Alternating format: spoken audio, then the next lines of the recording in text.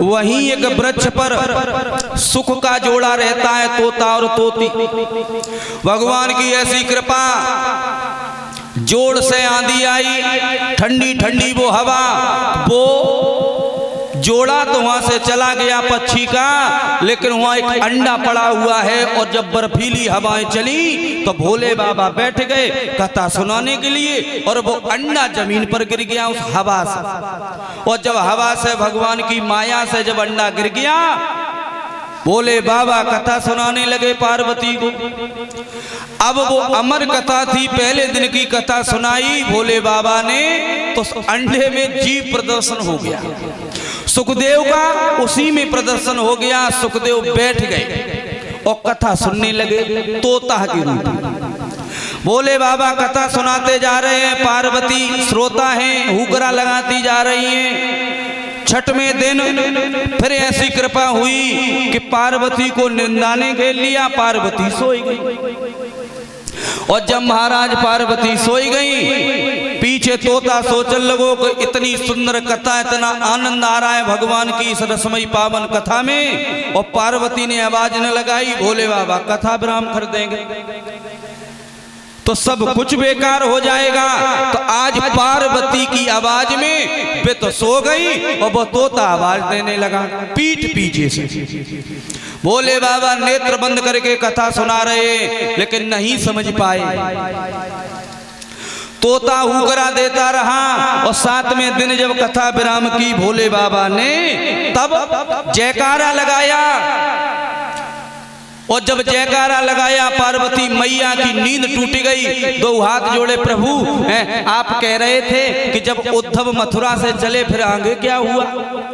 जवाब दिया पार्वती, कथा जब विराम हो गई फिर तुम कहाँ थी? जवाब दिया, प्रभु गलती हो गई, मुझे निंद्रा ने घेर लिया। तुम्हें निंदा ने घेर लिया, फिर आवाज कौन लगा रहा था? प्रभु मुझे नहीं मालूम। पीछे मुड़ करके देखा तो वही तोता बैठा हुआ है। क्रोध में नैना लाल हो गए, भोले बाबा के त्रिशूल हाथ में लिया। जवाब दिया, पीठ पीछे से कथा सुनी है तूने, अगर तू मेरे सामने से कथा सुनता तो तुझे मैं दोषी नहीं बनाता, लेकिन ब्रह्म विद्या की चोरी की तो मैं तुझे जिंदा नहीं छोड़ेंगे। एक प्रश्न और यही बनता है महाराज, भोले बाबा ने अमर कथा सुनाई तो भोले बाबा को ये बात भी ज्ञात होगी कि जो अमर कथा सुन लेता है वो अमर हो जाता, फिर तोता को मारे बेगले भाजे। तोता ने तो अमर कथा रसपान कर ली और फिर भी त्रिशूल लेकर के उसके पीछे भागे क्रोध में। तोता वहां से भाग खड़ा हुआ, और जैसे ही तोता वहां से भागा, भोले बाबा पीछे से त्रिशूल लेकर के वहीं कैलाश पर्वत से थोड़ी दूर हट करके बिटी नाम की जगह है, वहीं पर वेद व्यास जी कुटिया बना करके रहते हैं। उनकी पत्नी अरणी देवी आज छत पर खड़ी है। प्रभु की ऐसी लीला, उवासी आई जिसे जम्हाई बोलते हैं। सुखदेव उनको मौका मिल गया उस पक्षी को, प्रभु की कृपा सूक्ष्म रूप धारण करके और वेद व्यास जी के पत्नी के गर्भ में प्रवेश करके भोले बाबा पहुंच गए दरवाजे पर। व्यास जी सामने आए, जवाब दिया, प्रभु कैसा न हुआ? जवाब दिया, तुम्हारे घर में हमारा चोर आया है, उसे निकाल दीजिए। जवाब दिया, प्रभु हमारे यहाँ कोई नहीं आया। समझ तो गए भोले बाबा। जवाब दिया, ठीक है, तुमने ब्रह्म विद्या की चोरी की, आप तुम अमर भी हो चुके हो। वहां से लौट करके जब भोले बाबा कैलाश पर्वत के लिए आए, धीरे धीरे समय व्यतीत हुआ। आज वही तोते का बच्चा व्यास की पत्नी के गर्भ में धीरे धीरे सयाना होने लगा। तो जब समय पूरा हुआ,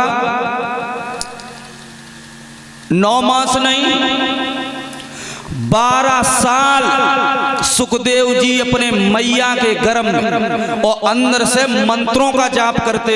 तो वेद व्यास जी सोचते हैं कि हमें ऐसा लगता है कि गर्भ में कोई ज्ञानी पुरुष आ रहा है, हमें ऐसा लगता है कि भगवान स्वयं अवतार ले रहे हैं, लेकिन सुखदेव जन्म लेने का नाम ही नहीं ले रहे। पीड़ा हो रही है उस माँ को, लेकिन जन्म नहीं ले रहे हैं सुखदेव। तो व्यास जी ने भगवान का आह्वान किया तो नारायण स्वयं पहुंच गए। जवाब दिया, बताओ व्यास भगवान ने कहा प्रभु पत्नी के गर्भ में बच्चा है, 1-2 महीना 9 मास नहीं 12 साल हो गए और जन्म का नाम ही नहीं ले रहा है। हमारी पत्नी बहुत दुखी है, बहुत पीड़ा हो रही है। भगवान ने कहा कि तुम जन्म क्यों नहीं ले रहे हो? आवाज लगाई तो गर्भ से आवाज आई है कि हम जन्म नहीं ले सकते। क्यों? इसलिए हम मृतलोक पर आएंगे, हमें माया पकड़ लेगी। भगवान ने जवाब दिया सुनो, आप जन्म ले लीजिए, मैं तुम्हें ये वचन देता हूं, 5 घड़ी के लिए ये पृथ्वी को निर्मोही किए देता हूं, आप जन्म ले लीजिए।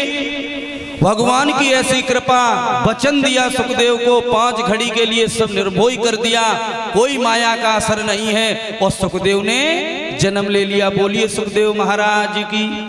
सुखदेव का जन्म हुआ, लेकिन माता पिता की तरफ एक बार देखा और वहां से भागने लगे। व्यास जी पीछे, बेटा रुक जाइए। जवाब दिया पिताजी हम आपके यहाँ भी नहीं ठहर सकते। क्यों? हम भगवान का भजन करेंगे। माँ रोने लगी अरड़ी देवी। जवाब दिया पुत्र तुम्हारे बगैर मैं कैसे रहूंगी? मैया को वचन दिया माँ तुम जब भी मुझे याद करोगी तो हम तुम्हारी शरण में जरूर आ जाएंगे। सुखदेव वहां से भजन करने के लिए निकल गए। इस तरीके से सूत जी कहते हैं 88,000 ऋषियों को समझा करके सुखदेव जी का जन्म हुआ। अब ध्यान देंगे, श्री सुखदेव जी कहते हे राजन परीक्षित। सुखदेव का इस तरीके से जन्म हो गया। अब ये परीक्षित कौन थे? अब परीक्षित के बारे में ध्यान देंगे। हस्तिनापुर को हस्त महाराज ने बसाया और उनके पुत्र हुए प्रतीक, और महाराज प्रतीक के एक लड़का हुआ जिसका नाम है शांतन। और महाराज शांतन की शादी किनके साथ में भाई महाराज? गंगा जी के साथ में। गंगा जी के साथ में शादी भई, लेकिन जब शादी हुई तब गंगा ने एक शर्त मांगी, हम तुम्हारे साथ शादी तो कर लेंगे लेकिन अपने जीवन में घर पे तुम्हारे जाकर के जो कुछ भी करेंगे अच्छा बुरा, उसमें तुम कभी बीच में विघटन नहीं डालोगे, हमारा हाथ नहीं रोकोगे। शांतन को शर्त स्वीकार हुई, गंगा से शादी कर ली। गंगा जी को घर लेकर के आए।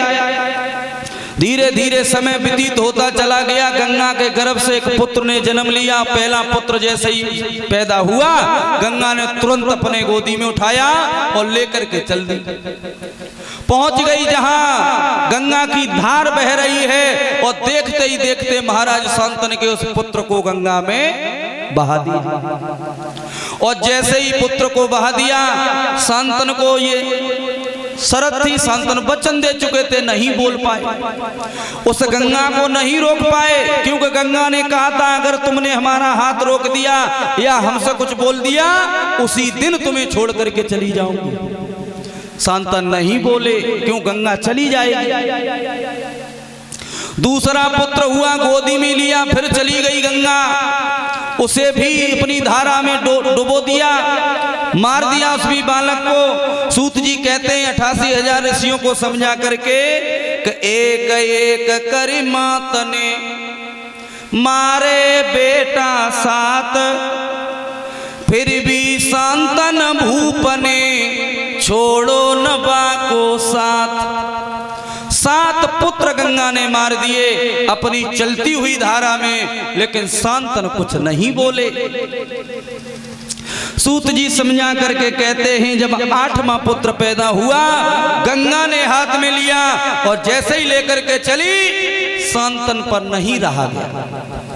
पाकर के सामने आए, गंगा की कलाई को पकड़ लिया, जवाब दिया और ये अभागिनी गंगा, अरे ऐसी भी कोई माँ होगी जो अपने ही हाथों से और अपने बालकों का वध कर दी जा रही है? तूने 7 पुत्र मार दिए और ये जो 8वां पुत्र हुआ है गंगा, तू इसे भी लेकर के जा रही है। जैसे ये शब्द कहे, गंगा ने जवाब दिया आर्यपुत्र, तुमने ये वचन दिया था कि जीवन में कभी भी हमसे कुछ नहीं कहोगे, हम जैसा भी करेंगे अच्छा बुरा, लेकिन आज वो वचन टूट गया, तुमने हमारा मार्ग रोक दिया, मैं इसी समय तुम्हें छोड़ करके जा रही हूं।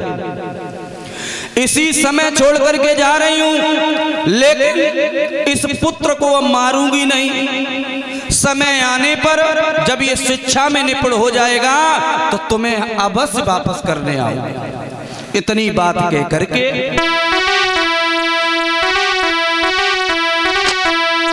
अरे देखत देखत गई अबिलाई,